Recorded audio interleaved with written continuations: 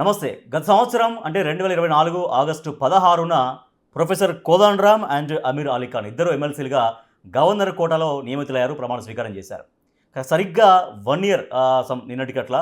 కానీ ఇప్పుడు ఆ ఎమ్మెల్సీల పైన కోదండరామ్ గారి పైన అలాగే అమీర్ అలీ ఖాన్ గారి పైన సుప్రీంకోర్టు ఒక సంచలనమైన తీర్పునిచ్చింది. ఎమ్మెల్సీల నియామకం రద్దు చేస్తూ తీర్పునిచ్చింది.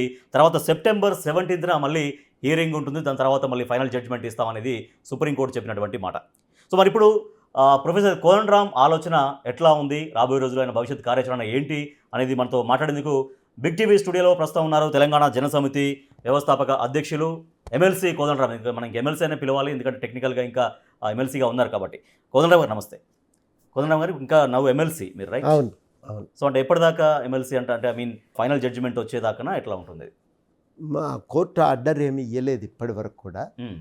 కోర్టు మధ్యంతర ఉత్తర్వులు ఏమన్నా వస్తే అప్పుడు దాన్ని బట్టి ఏమన్నా మార్పు చేర్పులు ఉంటాయా అనేది మనకు తెలుస్తుంది.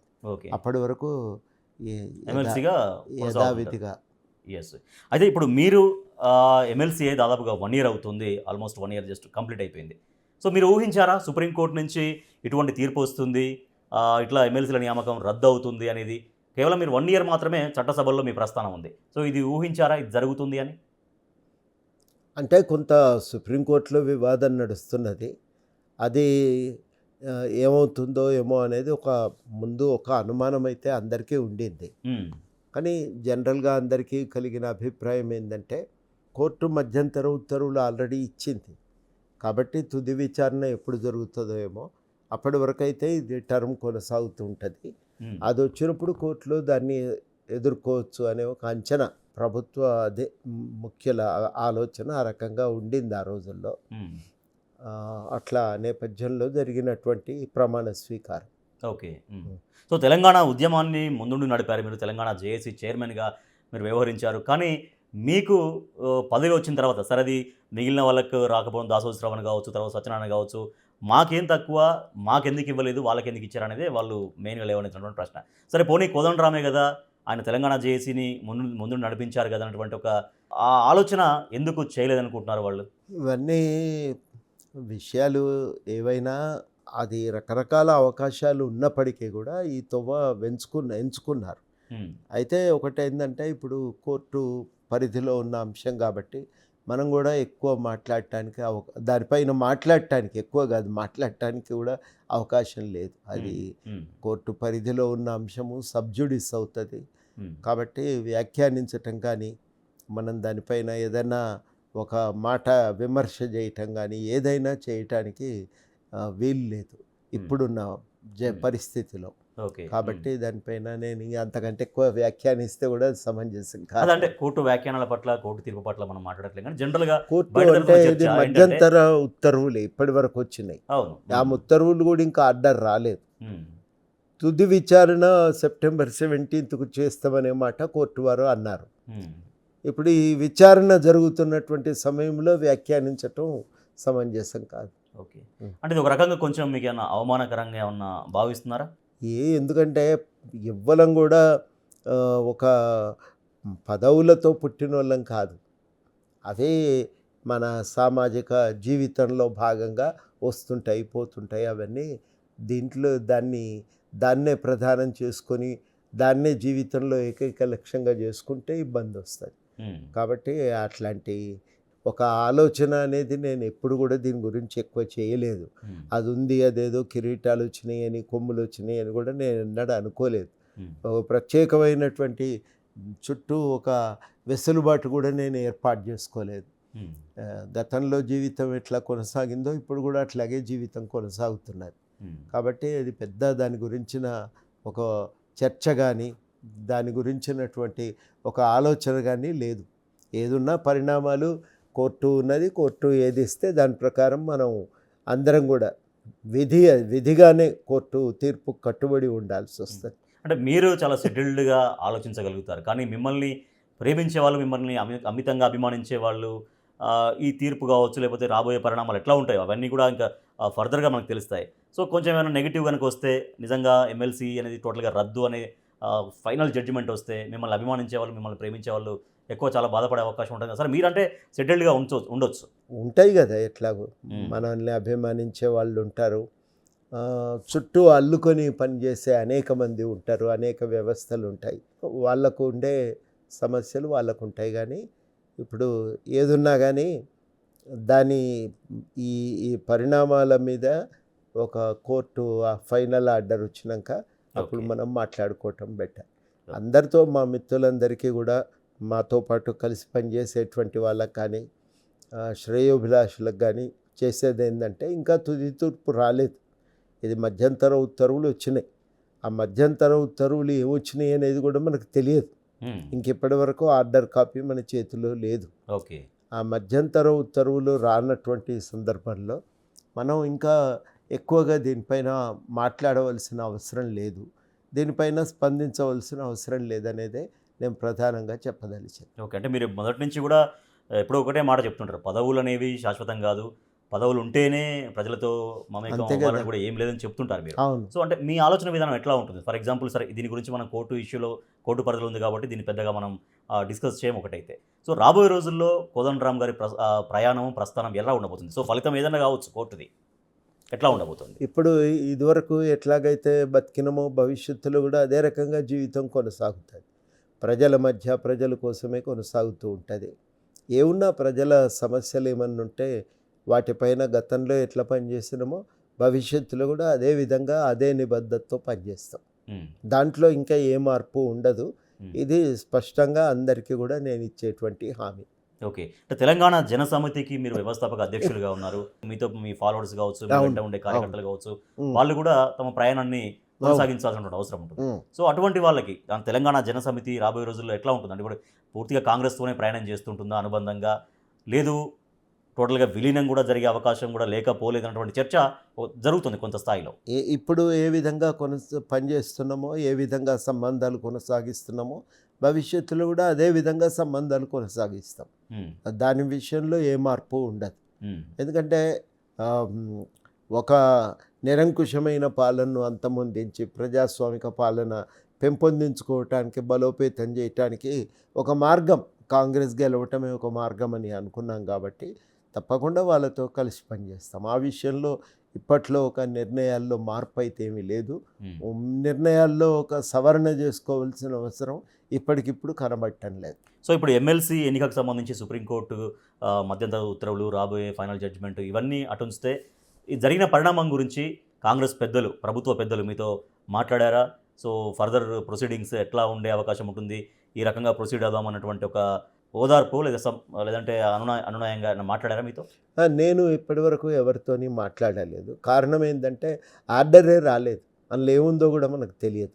మ్మ్. తెలియదు కాబట్టి దానిపైన ఏది మాట్లాడినా అది ప్రయోజనకరం కాదు అది. మ్మ్. కాబట్టి ఆర్డర్ కాపీ రాని, ఆర్డర్ కాపీ బహుశా రేపు వస్తుందో ఎల్లుండి వస్తుందో ఎప్పుడైనా రావచ్చు. మ్మ్. వచ్చిన తర్వాత ఏ మేరకు ఏమన్నా అవసరం ఉంటే మ్మ్. తప్పకుండా ప్రభుత్వంతో మాట్లాడతాం. ఎందుకంటే నిర్ణయం తీసుకునేది వాళ్ళే, ఇందులో కీలక పాత్రధారులు వాళ్ళే. దాని గురించి ఒక మాట వాళ్ళకు చెప్పవలసిన అవసరం కూడా ఉంటుంది. కాబట్టి మొత్తం ఇవన్నీ చూసినాక మిత్రులతో, శ్రేయోభిలాషులతో మాట్లాడిన తర్వాత ఏం చెప్పాల్సిన అవసరం ఉంటే అది ప్రభుత్వం చెవిలో వేస్తా, తప్పకుండా చెప్తా ప్రభుత్వానికి. ఓకే. సో ఇప్పుడు ప్రభుత్వంకి మీరు అనుబంధంగా కొనసాగుతామని చెప్తున్నారు. రాబోయే రోజుల్లో కూడా మీరు ఆశించినటువంటి పరిపాలన కనిపిస్తోందా? ప్రజాపాలన అని కాంగ్రెస్ పార్టీ అధికారంలోకి వచ్చింది. సో మీరు కూడా అదే నినాదాన్ని బలోపేతం చేశారు. ఇవాళ ఆ రిజల్ట్స్, ఆ పరిపాలన ఫలితాలు ప్రజలకి చేరుతున్నాయా? ఒక మార్పు ఉంది కదండి. మునుపటి మాదిరిగా నిరంకుశత్వం లేదు. మునుపటి మాదిరిగా అభిప్రాయాలు వ్యక్తం చేసినందుకే వేధించేటువంటి పరిస్థితి లేదు. అట్లాంటి పరిస్థితులు లేవు. కాబట్టి ఒక ప్రజాస్వామికమైన తెలంగాణ నిర్మాణం కోసం ఇప్పటికెప్పుడు ఒక మార్పు చేసుకోవాల్సిన అవసరం అయితే లేదు. ప్రభుత్వంతో కలిసి ఉంటాం, పనిచేస్తూ ఉంటాం. మా వంతుగా ప్రజల కోసం చేయవలసిన పనులు మేము చేస్తూనే ఉంటాం. అవన్నీ కూడా యథావిధిగా కొనసాగుతూనే ఉంటాయి అని నేను ఖచ్చితంగా నేను కానీ మా మిత్రులం కానీ ఇమీడియట్గా మేము అనుకున్నటువంటి మాట. ఇంకా ఏమన్నా ఉంటే అందరం కూర్చొని ఈ కార్యాచరణను ముందుకు ఎట్లా తీసుకుపోవాలనేది మాట్లాడుకుంటాం. ఓకే. సో ఒక ప్రొఫెసర్గా మీరు ఎంతోమంది విద్యార్థులకు మార్కులు వేసి ఉంటారు. ఇవాళ ఈ కాంగ్రెస్ ప్రభుత్వానికి ప్రొఫెసర్గా ఎన్ని మార్కులు ఇస్తారు?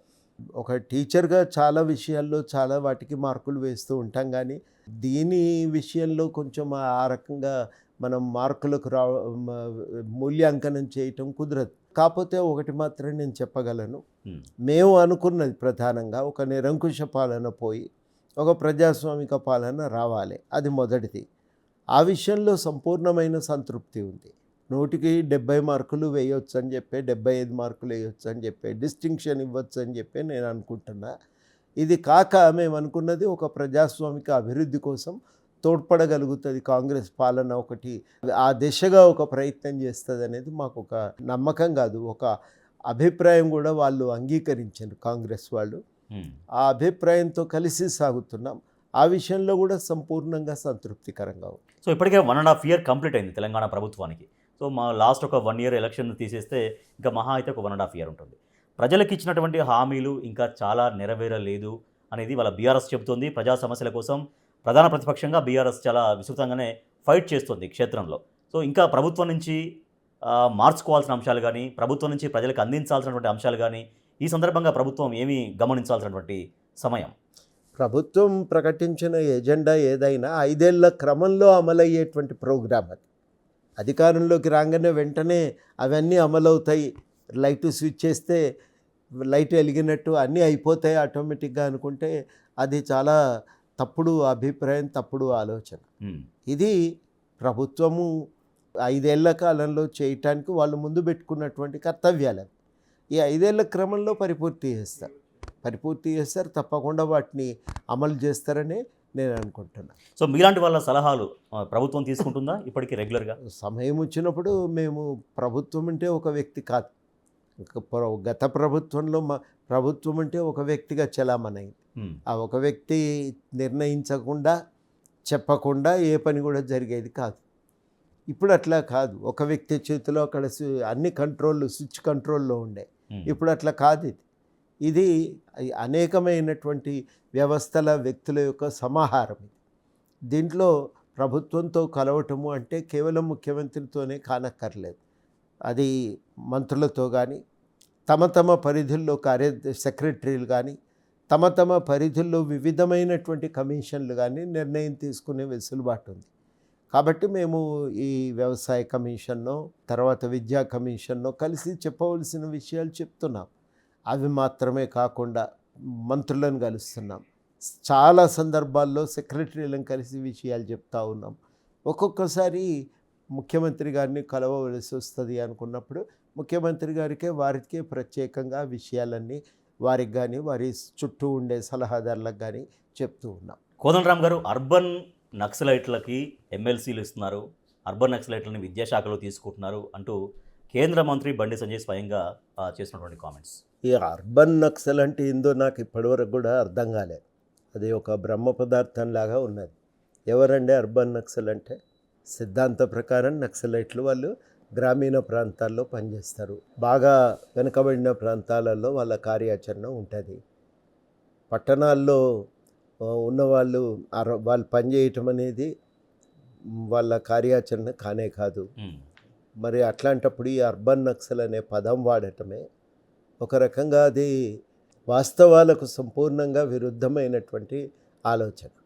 ఎవరిని మీరు అర్బన్ నక్సలైట్ అంటున్నారనేది స్పష్టంగా వివరించకపోతే ఏమవుతుందంటే, వాళ్ళ పార్టీ ఆలోచనలకు వ్యతిరేకంగా మాట్లాడే వాళ్ళందరినీ ముద్ర వేసి వాళ్ళని టార్గెట్ చేసే ప్రమాదం ఉంటుంది. బహుశనే అనుకోవటం ఆలోచనతోనే ఆ పదాన్ని ఉపయోగించుకుంటున్నట్టున్నారు. ఆ రకంగా ఒక పదాన్ని ఉపయోగించటం, దాన్ని టార్గెట్ చేయటానికి కొందరిని, దాన్ని ఆ పదాన్ని ఎవరైతే మేధావులుగా చెప్పబడుతున్నారో వాళ్ళనే అర్బన్ నక్సలైట్ అనే ముద్ర వేస్తున్నారా? ఎవరిని అంటున్నారో తెలియదు. విషయం ఏంటంటే ఎవరిని అంటున్నారో తెలియదు. కాబట్టి నేను చెప్పిన కదా, నక్సలైట్లు అంటే వాళ్ళ సిద్ధాంతం ప్రకారమే వాళ్ళు గ్రామీణ ప్రాంతాల్లో పనిచేస్తారు. నువ్వు నక్సలైట్, అర్బన్ నక్సలు అనటం వెనకాల ఉద్దేశం ఏంది? ఎవరిని అంటున్నారు? ఏ వర్గాలకు మీరు అర్బన్ నక్సల్ అనే ముద్ర వేస్తున్నారు అనేది కేవలము దాన్ని విచ్చలవిడిగా ఉపయోగించి నచ్చని వాళ్ళందరినీ కూడా వేధించటానికి ఒక పదంగా దాన్ని వాడుకోవటం చాలా అన్యాయం. అది సరి అయిన పద్ధతి కాదు. మాకు ఈ రాజకీయాలు ఈ ఆలోచనలతో వ్యతిరేకత ఉంది, ఇట్లాంటి ఆలోచనల పట్ల మేము తప్పకుండా దానికి వ్యతిరేకంగా పనిచేస్తామని ప్రకటించవచ్చు. అట్లాంటి ప్రకటన చేయండి, చేస్తే అది ఉపయోగకరంగా ఉంటుంది. అది సమాజానికి లాభం అవుతుంది, మీకు లాభం అవుతుంది. దానిపైన ఒక హేతుబద్ధమైన చర్చ జరగటానికి కూడా అవకాశం ఉంటుంది. సో ఇంకోటి, ఇప్పుడు మంత్రివర్గ విస్తరణ అనేది ఇంకా పూర్తిగా జరగలేదు కోదండరామ్ గారు. ఇంకా 3 మంత్రి పదవులు భర్తీ చేయాల్సి ఉంది రాష్ట్రంలో. సో దీనిపైన ఇప్పటికే స్వయంగా ఎమ్మెల్యే, కాంగ్రెస్ ఎమ్మెల్యే కోమటిరెడ్డి రాజగోపాల్ రెడ్డి రకరకాలుగా ఆయన తన వ్యతిరేక వాయిస్ వినిపిస్తూ ఉన్నారు. సో నాకు ఎందుకు మంత్రి పదవి ఇవ్వరు అనేది ఒకటైతే, ఆంధ్ర కాంట్రాక్టర్లు చేతుల్లో తెలంగాణ ప్రభుత్వం ఉంది అనేది కూడా కొంచెం చాలా ఫోర్స్గా, చాలా స్ట్రాంగ్గా కామెంట్స్ చేస్తున్నారు కోమటిరెడ్డి రాజగోపాల్ రెడ్డి. సో రాజగోపాల్ రెడ్డి చేసే కామెంట్స్ ఇటు కాంగ్రెస్ పార్టీని, అంటే మీరు జనసమితిగా ఉన్నప్పటికీ కూడా కాంగ్రెస్తో ఉన్నారు కాబట్టి అడుగుతున్నారు, కాంగ్రెస్ పార్టీని ఎట్లా ఇబ్బంది పెడుతుంది, ప్రభుత్వాన్ని ఎట్లా ఇబ్బంది పెడుతుంది? అవి 2 ప్రశ్నలకు కూడా పార్టీ వాళ్ళను అడిగితే ఉపయోగంగా ఉంటుంది. ఆ పార్టీ అధ్యక్షుడు దానిపైన ఇప్పటికే ఏదో వ్యాఖ్యానం చేసినట్టున్నారు. అవును. కాబట్టి నేను మాట్లాడటం సమంజసం కాదు. అంతకు మించి నేనేం చెప్పగలుగుతాను? సో అంటే మంత్రి పదవి గురించి మంత్రి పదవి ఆయన ఆశిస్తున్నాడు, ఆయన ప్రయత్నం చేసుకుంటుండే, అది వాళ్ళ పార్టీకి సంబంధించిన అంతర్గత వ్యవహారం. ప్రభుత్వంగా ప్రజలకు అనేక హామీలు ఉన్నాయి, ఇందాక మనం మాట్లాడినట్టుగా. సో 100 రోజుల్లో 6 గ్యారెంటీలు అన్నారు, కానీ 6 గ్యారెంటీలు ఇంకా అమలు కాలేదు. ఆ 6 గ్యారెంటీల అమలు కోసం కోదండరామ్ ఏం ప్రయత్నం చేస్తారు, ఏం ప్రయత్నం చేస్తున్నారు? ఇప్పటికే అఫ్కోర్స్ 100 రోజులు దాటిన, గడువు దాటిపోయినప్పటికీ కూడా ఇంకా చాలా వరకు కొన్ని గ్రౌండ్ కాలేటువంటి పథకాలు కూడా ఉన్నాయి కాబట్టి. ఇప్పుడు గవర్నమెంట్ హామీలు ఇచ్చింది. నా దృష్టిలో మాకు ఏవి ప్రధానం అనిపిస్తాయో, దేన్ని అమలు చేస్తే ఉపయోగం అనుకుంటామో ఎక్కువ వరకు వాటి మీద దృష్టి పెడతాం, వాటిని అమలు చేయాలని కోరుతాం. అవి కాక ప్రజాహితం కోరి ఇంకేమేం చేయవలసి ఉంటుందో వాటి గురించి మాట్లాడటానికి ప్రయత్నం చేస్తాం. తప్పకుండా ఈ 2 విషయాలపై ఇప్పటి వరకు మేము చేస్తున్న పని ఏంటంటే, ప్రభుత్వానికి మా వంతు సూచనలను అందజేస్తున్నాం. మంత్రులకు, సెక్రటరీలకు, ముఖ్యమంత్రి గారికో కలిసి సూచనలు అందజేస్తున్నాం. సూచనలు అందజేయటం ఒక పద్ధతి. దాన్ని సాధించుకోవటానికి నిరంతరము ఒక ప్రభుత్వంతో ఈ సంప్రదింపులు కొనసాగించటం, ఇది చేయవలసి ఉంటుంది. దాంట్లో భాగంగా ఆ పని ఒకటి మేము చేస్తున్నాం. ప్రధానంగా నేను అనుకునేది ఏంటంటే, ఇప్పుడు చాలా విషయాలు ఉన్నాయి. గత ప్రభుత్వం కొన్ని అధికార దుర్వినియోగానికి పాల్పడి తప్పిదాలు చేసింది. వాటిపైన నిపుణుల చేత విచారణ జరిపించాలి, న్యాయ నిపుణుల చేత కూడా విచారణ జరిపించాలని మేము కోరినాం. ఆ విధంగా విద్యుత్ కొనుగోళ్ల మీద కానీ, కాళేశ్వరం మీద కానీ ఒక ఎంక్వైరీ కమిషన్లు వేసిండ్రు, దానికి బృందాలు వేసిండ్రు, టెక్నికల్ కమిటీలను కూడా వేసిండ్రు. ఈ 2 జరిగినాయి. ఇది ఒక అంశం. అదేవిధంగా మేమేం కోరుకుంటున్నామంటే, విద్యారంగం బాగుపడాలి, అందరికీ ఉచితంగా విద్య అందాల్సిన అవసరం ఉంది. అందులో ఏం చేయవలసి ఉంటుంది అనేది నిర్దిష్టంగా మనం ఆలోచించకుండా మాట్లాడితే లాభం లేదని చెప్పి మేము కొంతమంది యూనివర్సిటీలతో, విద్యారంగంతో సంబంధం ఉన్నటువంటి వాళ్ళం చాలా లోతుగా కూర్చొని మాట్లాడుకున్నాక ఒక నోట్ తయారు చేసి దాన్ని ముఖ్యమంత్రి గారికి నేరుగా అందజేసినాం. అందరం కలిసి ఆ రోజుల్లో అందరం కలిసి వెళ్ళి ఆయనకు నేరుగానే ఈ విషయాలన్నింటినీ కూడా చెప్పినాం. అదేవిధంగా ఇంకా చాలా రంగాల్లో మా వంతుగా మేము చెప్పవలసినటువంటి విషయాల మీద నిరంతరం మాట్లాడుతూనే ఉన్నాం, రకరకాల అంశాల మీద. ఆర్ఎంపీ, పిఎంపీ లాంటి వ్యవస్థ పైన ప్రభుత్వము కొంత ట్రైనింగ్ ఇచ్చి, సర్టిఫికెట్ ఇచ్చి, వాళ్లకు వాళ్ళ పనులు గ్రామ స్థాయిలో వైద్యం అందటానికి ఏ మేరకు చేయవచ్చునో స్పష్టత ఇవ్వాలని మేము అడుగుతున్నాం. అది గవర్నమెంట్తో చర్చ జరుపుతున్నాం. వాళ్ళు అధికారుల కమిటీ వేసిండ్రు, తొందరలోనే విధి విధానాలు తయారు చేస్తామని చెప్పారు. ఇట్లాంటి చాలా విషయాలపైన మేము ప్రభుత్వంతో నిరంతరం మాట్లాడుతూనే ఉన్నాం. పౌరవేదికల పునరుద్ధరణ కోసం కూడా మేము ప్రయత్నం చేస్తున్నాం. కేసీఆర్ గవర్నమెంట్లో విపరీతమైన దాడుల కారణంగా ఏ సంఘం పనిచేయలేకపోయింది. అన్ని సంఘాలు కూడా కుప్పగూలిపోయినాయి. ఆ సంఘాలన్నింటి పునరుద్ధరించుకోవాల్సిన అవసరాన్ని గుర్తించి అవి ఎదగటానికి మా వంతు సహకారము, మా వంతు చేయూత మేము అందజేస్తూ ఉన్నాం. ఎటువంటి సంఘాల ఐక్యత చేస్తున్నారు? చాలా, 1, 2 అని కాదు, చాలా, దాదాపు ఉద్యోగుల సంఘాల నుంచి మొదలుకుంటే, టీచర్ల సంఘాల నుంచి మొదలుకుంటే, బయట ఉన్న రకరకాల పౌరవేదికలు ఉన్నాయి, ట్రేడ్ యూనియన్లు ఉన్నాయి. ఉదాహరణకి అన్నీ కూడా కుప్పగూలిపోయినాయి ఆ ప్రభుత్వంలో. ఇవాళ వాటిని మళ్ళీ మనం కనీసం ప్రజలు తమ కష్టసుఖాలు మాట్లాడుకోవటానికి తమకంటూ ఒక వేదిక ఉండాలి కదా. ఆ వేదికలు కావాలనేది మేము అది కూడా ఒక ప్రయత్నం చాలా సీరియస్గా చేస్తున్నాం. ప్రభుత్వంతో నిరంతరం మాట్లాడుకోవటానికి కూడా ఒక అవకాశం ఉంటుంది. ఇది కూడా మేము చేస్తున్నటువంటి కార్యాచరణ. ఇందాక మీరు అన్నట్టుగా విద్యుత్ కొనుగోళ్ల విషయంలో, తర్వాత కాళేశ్వరం ప్రాజెక్టు విషయంలో కమిషన్ వేయడం కావచ్చు, తర్వాత ఫోన్ ట్యాపింగ్ కూడా కేసు నడుస్తుంది. సో ఇవన్నీ కేవలం కాలయాపనకే చేస్తుంది కానీ ప్రభుత్వం దాంట్లో ఎటువంటి డెవలప్మెంట్ తీసుకురావట్లేదు అనేది బీజేపీ నుంచి వస్తున్నటువంటి విమర్శ. ఎంక్వైరీ జరగకుండా ఎవరి మీదైనా చర్యలు తీసుకోవటానికి ఉండదండి. ఎంక్వైరీ చేయాల్సిందే. ఎంక్వైరీ చేయకుండా ఎట్లా చేస్తారు? కాబట్టి ఎంక్వైరీ జరపాలి. ఎంక్వైరీ జరపడానికి కమిటీలు వేయటం తప్ప ఇంకో మార్గం లేదు. గవర్నమెంట్ తానుగా ఆఫీసర్లను వెళ్ళి చూసిరండి అని చెప్పొచ్చు, కానీ కొంత నిష్పక్షపాతంగా అందరికీ తమ అభిప్రాయాలు చెప్పుకోవటానికి ఒక వెసులుబాటు ఉండాలి.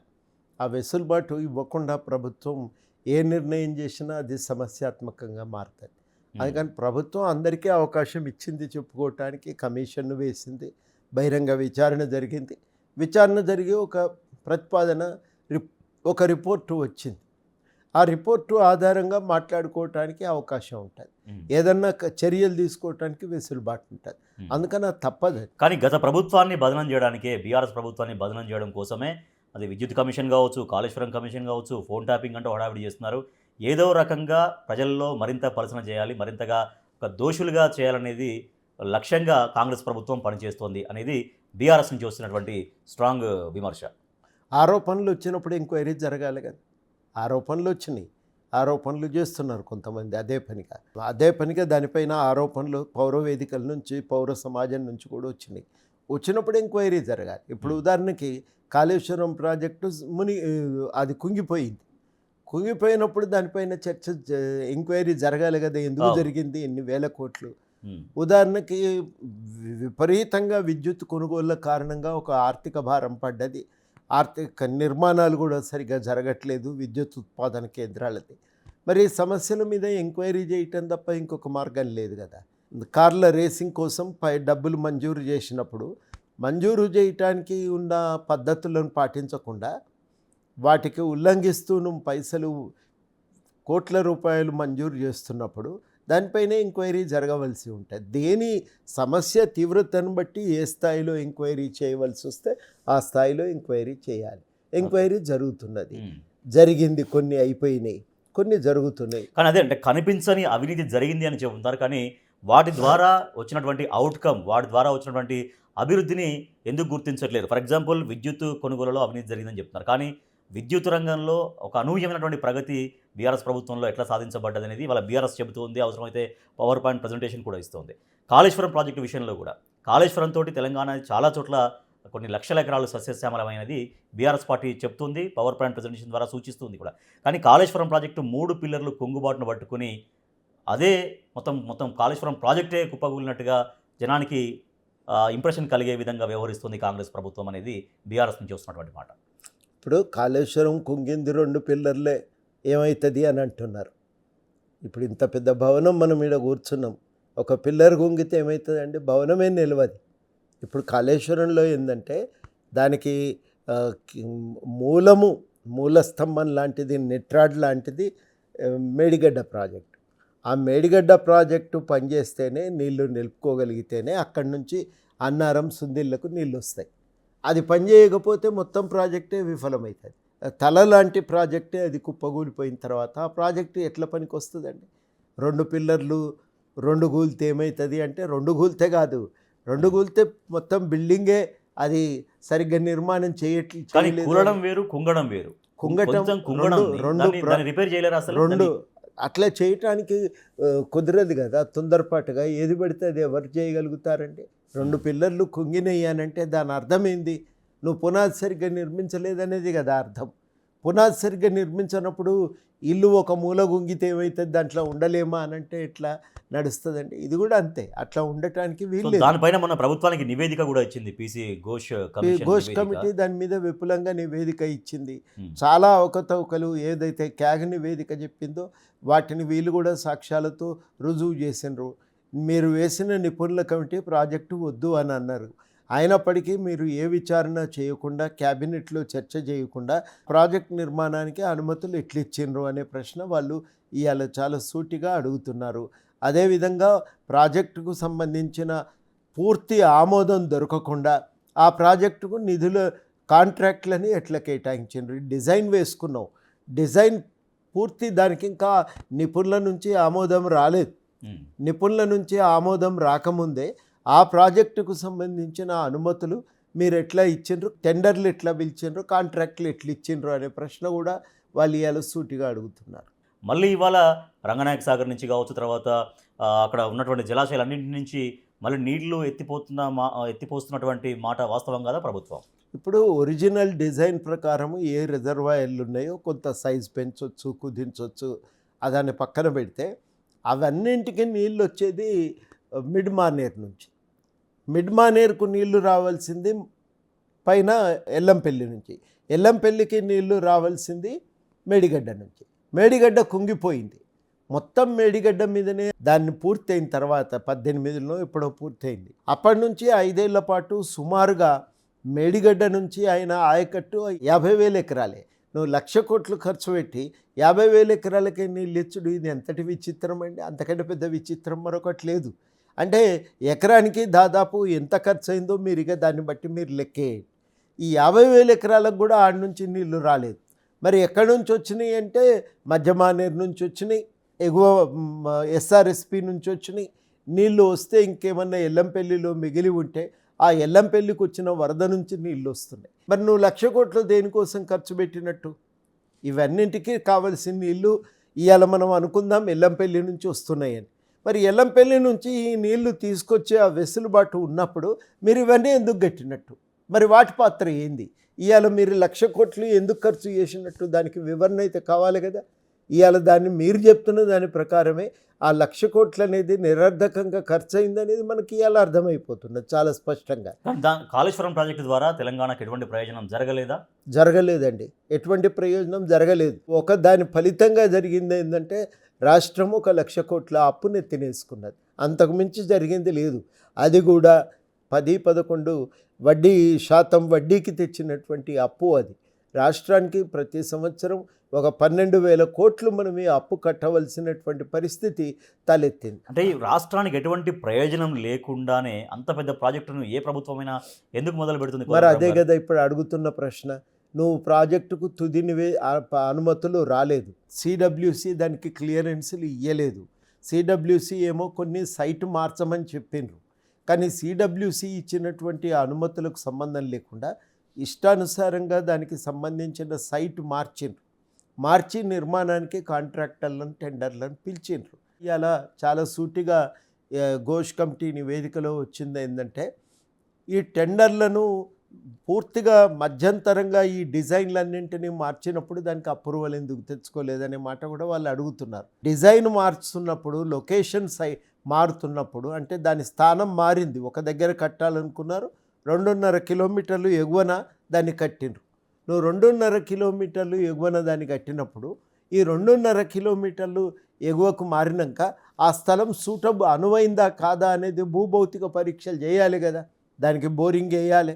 మామూలుగా బ్రిడ్జ్ కడితేనే 100 సార్లు బోరింగ్ వేసి శాంపుల్ తీసి టెస్ట్ చేస్తారు. అటువంటిది ఏం టెస్ట్ చేయకుండా మీరు దాన్ని సైట్ ఎట్లా మార్చిండ్రు, అనుమతులు ఎట్లిచ్చిండ్రు అనే ప్రశ్నలు వేసిండ్రు. ఎవరు కారణం దానికి ఇప్పటి వరకు కూడా ఏమీ స్పష్టమైనటువంటి సమాధానం అనేది కమిషన్కు దొరకలేదు. సో అంటే ఏదో రకంగా ఏదో ఇష్యూలో ఏదో కేసులో అటు మాజీ ముఖ్యమంత్రి కేసీఆర్ని, మాజీ మంత్రి కేటీఆర్ని అరెస్టు చేయాలి, జైల్లో వేయాలి అనేది ఆ ఉద్దేశంతోనే ప్రభుత్వం పనిచేస్తోంది అనేది బీఆర్ఎస్ చెప్తోంది. బీఆర్ఎస్ని ఇష్టపడే వాళ్ళు కావచ్చు చెప్పేటువంటి మాట ఇది.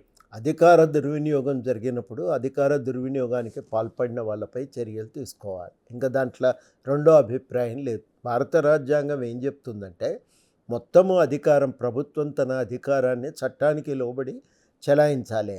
ఆ చట్టాన్ని ఉల్లంఘించి ఇష్టానుసారంగా అధికారాన్ని చెలాయించినప్పుడు అట్లాంటి అధికార దుర్వినియోగానికి పాల్పడినప్పుడు చర్యలు తీసుకోవాలి. దాంట్లో అది అవసరం. ఆ చర్యలు తీసుకోకపోతే ఏమవుతుందంటే ఇక ఇష్టానుసారంగా ప్రభుత్వ అధికారాన్ని దుర్వినియోగం చేసే అవకాశం అలవాటుగా అది మారేటువంటి ప్రమాదం ఉంది. అందుకని చర్యలు తీసుకోవాలి. ఇంత పబ్లిక్ సొమ్ము దుర్వినియోగం అయినప్పుడు, ఇంత ప్రభుత్వ యంత్రాంగం దుర్వినియోగం అయినప్పుడు దాన్ని ఆపవలసిన బాధ్యత ఇవాళ అధికారంలో ఉన్న వాళ్ళది. రైట్. ఆ అధికారంలో ఉన్న వాళ్ళ చర్యలు తీసుకోవాలి కదా. తీసుకోకపోతే ఈ తప్పులు ఇట్లనే కొనసాగుతుంటాయి. ఓకే, ఇప్పుడు బీఆర్ఎస్లో జరుగుతున్నటువంటి పరిణామాలు కూడా మీరు గమనిస్తూ ఉంటుంటారు. ఎమ్మెల్సీగా ఉన్నారు కవిత. సో కవిత బీఆర్ఎస్కి దాదాపు పూర్తిగా కనెక్టివిటీ దాదాపుగా తెగిపోయింది అనేది జరుగుతున్న పరిణామాలను బట్టి చూస్తే మనకు అర్థమవుతుంది. సో వాటిపైన మీరు రియాక్షన్ ఏంటి? ఐ మీన్ అంటే సరే బీఆర్ఎస్ పార్టీ జరుగుతున్న పరిణామాలకి మీకు సంబంధం లేకపోయినా కూడా జరుగుతున్నటువంటి వ్యవహారాన్ని ఎట్లా గమనిస్తున్నారు మీరు? అంటే ఒక వ్యక్తి చేతుల్లో అధికారాన్ని పెట్టుకొని ఇష్టానుసారంగా దాన్ని చెలాయించటం మొదలు పెడితే ఏమవుతుందంటే ఇంకా ఆ అధికారం కోసం అందరూ ఒక పాకులాట ఘర్షణ అనేది అనివార్యంగా సాగుతూ ఉంటాయి.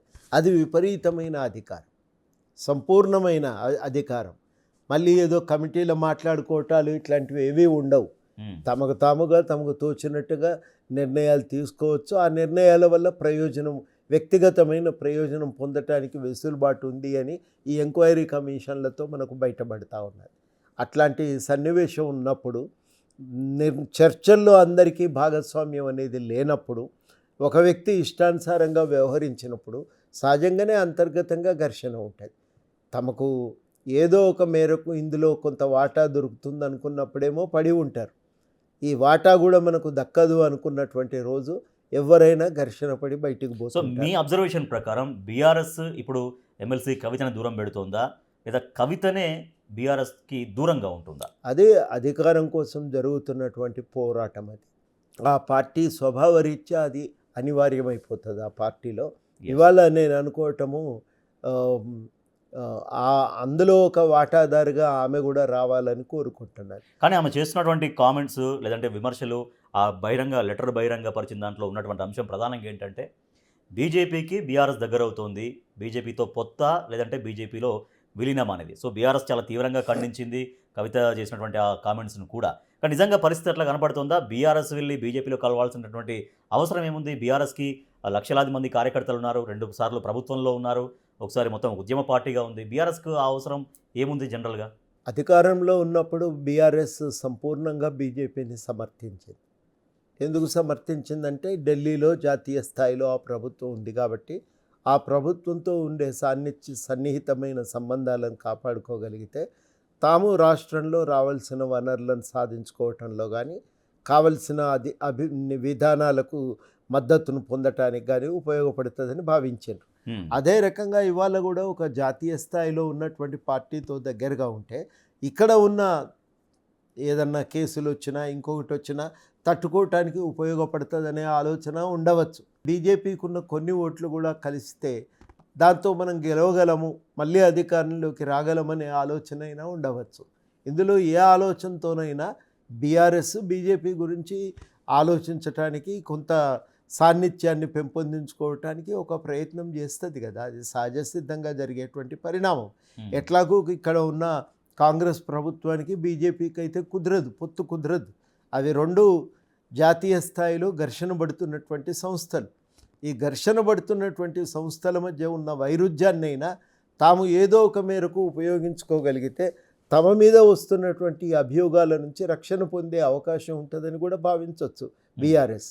కనుక ఏ కోణం నుంచి చూసినా కొంత సాన్నిధ్యాన్ని కాపాడుకునే, ఆ సంబంధాలను కాపాడుకోవటానికి ఒక ప్రయత్నం అయితే బీఆర్ఎస్ చేస్తూనే ఉంటుంది. ఓకే, మరొకటి ఇప్పుడు బీసీలకు రిజర్వేషన్ల విషయంలో కూడా కవిత ధర్నా చేశారు. అదొకటైతే మొన్న మొత్తం కాంగ్రెస్ ప్రభుత్వం అంతా, ముఖ్యమంత్రి సహా అందరూ ఢిల్లీలో ధర్నా చేశారు. నిజంగా 42% బీసీ రిజర్వేషన్ అనేది మరి సాధించే ప్రయత్నం ఇంకా గట్టిగా కాంగ్రెస్ ప్రభుత్వం చేస్తుందా?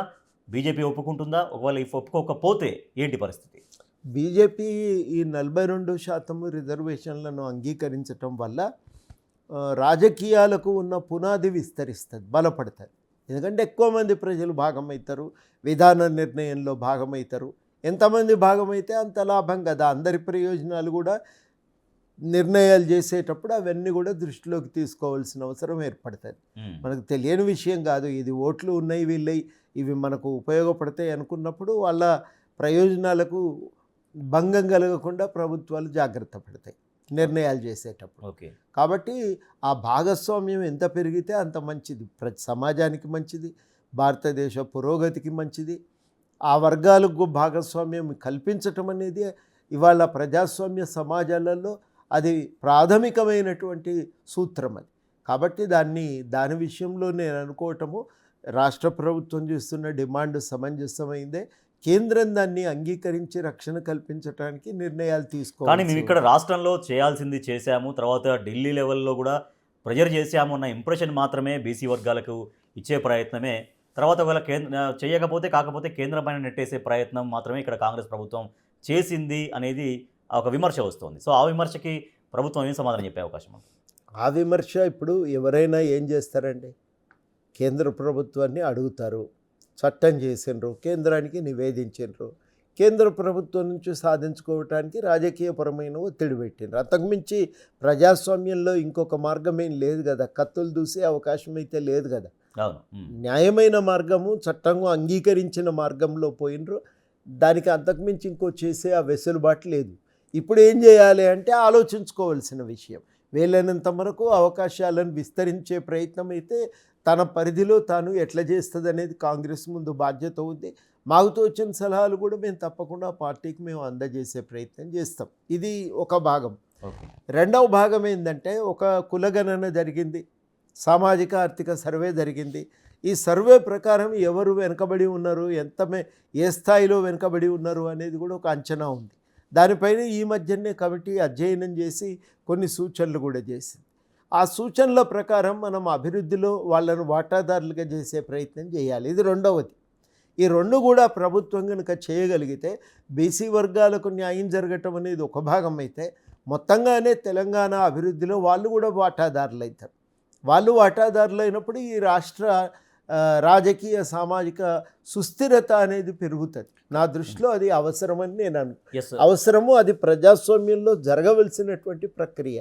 అంటే మీరు పౌర హక్కుల నేతగా ఎన్నో ఉద్యమాలు చేశారు, తెలంగాణ జేఏసీ చైర్మన్గా ఎన్నో ఉద్యమాలు ముందు నడిపించారు. సో ఇప్పుడు బీసీలకు కూడా మీరు నేరుగా తెలంగాణ జన సమితి నుంచి యాజ్ ఏ ప్రెసిడెంట్గా, లేదంటే కోదండరామ్గా మీరు ఒక ఇండివిజువల్ ప్రోగ్రామ్స్ తీసుకుంటే ఇంకా మరింత శక్తి చేకూరదా బీసీలకి? తప్పకుండా.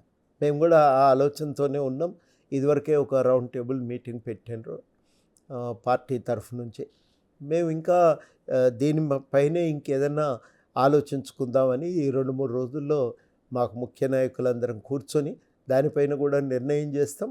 దానిపైన కార్యాచరణ కూడా ప్రకటిస్తాం. రైట్. ఇంకోటి కోదండరామ్ గారు, రాహుల్ గాంధీ గారు మొన్న మాట్లాడుతూ మొత్తం అంతా చూపించారు, పలానా రాష్ట్రాల్లో ఇట్లా ఎన్నికలు మొత్తం ఇట్లా అక్రమంగా జరిగాయి, అవకతవకలు జరిగాయి, ఓటు చోరీ జరిగింది అనేది.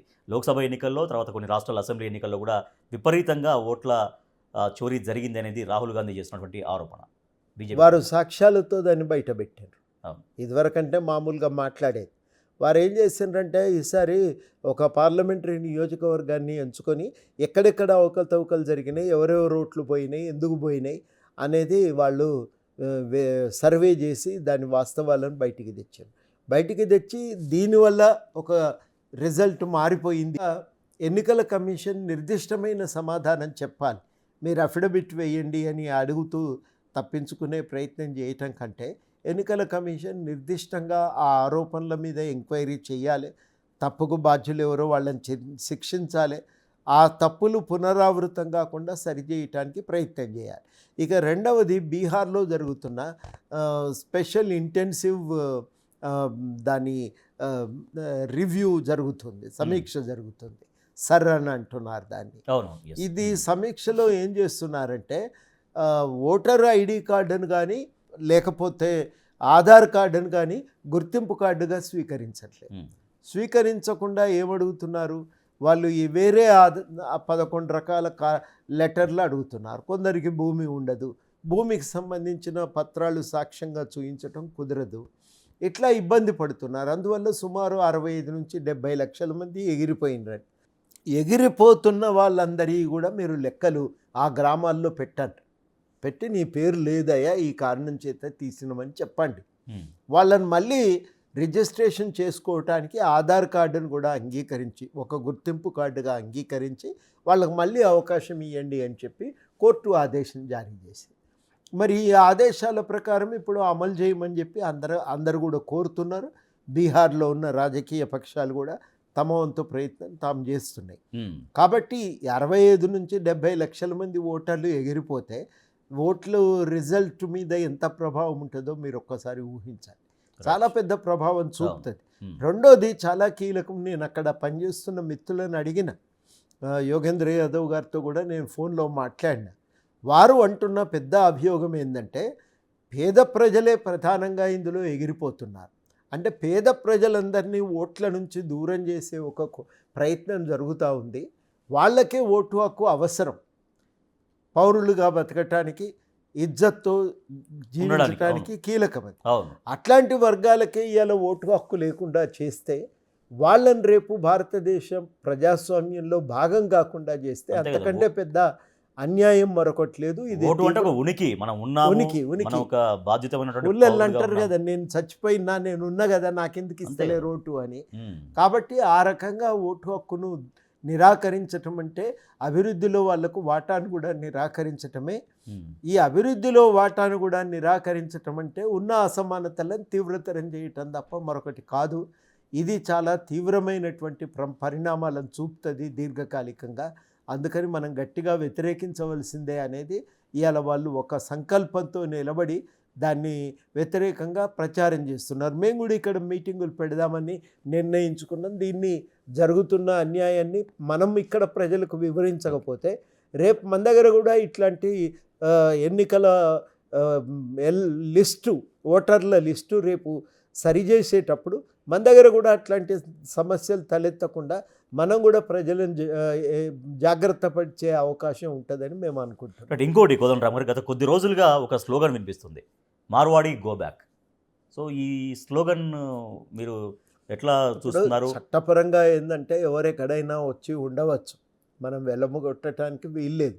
కానీ స్థానికంగా ఉండే అవకాశాలు స్థానిక ప్రజలు ఉపయోగించుకోవటానికి ప్రత్యేకంగా చర్యలు తీసుకోవాలి.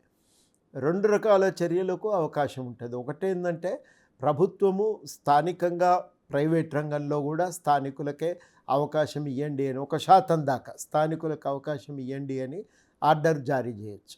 ఇట్లాంటివి చాలా రాష్ట్రాల్లో ఉన్నాయి. హిమాచల్ ప్రదేశ్ ఇట్లాంటి రాష్ట్రాల్లో ఉన్నాయి. మన దగ్గర కూడా వాటిని తేవాల్సిన అవసరం ఉంది. సో అంటే మరింత ఈ డిమాండ్ బలపడే అవకాశం ఉందా? ఈ స్లోగన్ మరింతగా బలపడే అవకాశం ఉంది. ఎందుకంటే ఇప్పటికే మార్వాడి గో బ్యాక్ అంటే ఒకరిని చూసే ఒకళ్ళు ఇట్లా మరింతగా ఒక ఉద్యమం రూపం తీసుకునే అవకాశం ఉంది. కాబట్టి అది ఆ రూపం తీసుకోకుండా ఉండాలంటే ఈ స్థానికులకు ఉపాధి అవకాశాల్లో కొంత వాళ్లకు స్థానం కల్పిస్తుంది, కొంత రిజర్వేషన్ వాళ్లకు అది ఆ స్థానికులకే ఇవ్వాలి. అది మనం ప్రభుత్వం చేయవలసిన మొదటి పని అయితే. రెండవది స్థానికులకు శిక్షణ ఇవ్వాలి, ట్రైనింగ్ ఇవ్వాలి. కంపెనీలు కానీ మరొకటి కానీ స్థానికులు పెట్టుకునే విధంగా ప్రభుత్వం ప్రోత్సాహకాలను సహాయాన్ని అందించాలి. అంటే మీరు ఇక్కడ ఉత్పత్తి చేస్తే మీ దగ్గర నుంచి కొనుగోలు చేస్తామని వాళ్ళకు కొంత ప్రోత్సాహకాలను అందజేయవచ్చు. ఇవన్నీ కనుక చేయగలిగితే తప్పకుండా ఒక వెసులుబాటు దొరుకుతుంది. ఇప్పుడు కొన్ని వర్గాలకు ఏమవుతుందంటే అధికారంతో సంబంధాలు ఉంటాయి, ఇక్కడ నుంచి ఢిల్లీ దాకా సంబంధాలు ఉంటాయి, వాళ్ళు ప్రయోజనం పొందుతారు. కానీ ఇక్కడ ఉన్న స్థానిక ప్రజలందరికీ అవకాశం కల్పించాల్సింది ఇక్కడ ప్రభుత్వాలే. కాబట్టి ఆ ప్రయోజనాలను పొందటానికి ప్రభుత్వం వాళ్ళకు కొంత ప్రత్యేకమైన ట్రైనింగ్ ఇవ్వాలి. అంతే. అట్లా చేస్తే ఏమవుతుందంటే స్థానికులకు మేము న్యాయంగా మా వంతు వాటా మేము పొందగలుగుతున్నామనే విశ్వాసాన్ని కల్పించగలిగితే ఈ వైరుధ్యాలు సమసిపోతాయి. లేకపోతే వైరుధ్యాలు పెరిగితే అది మంచిది కాదు కదా.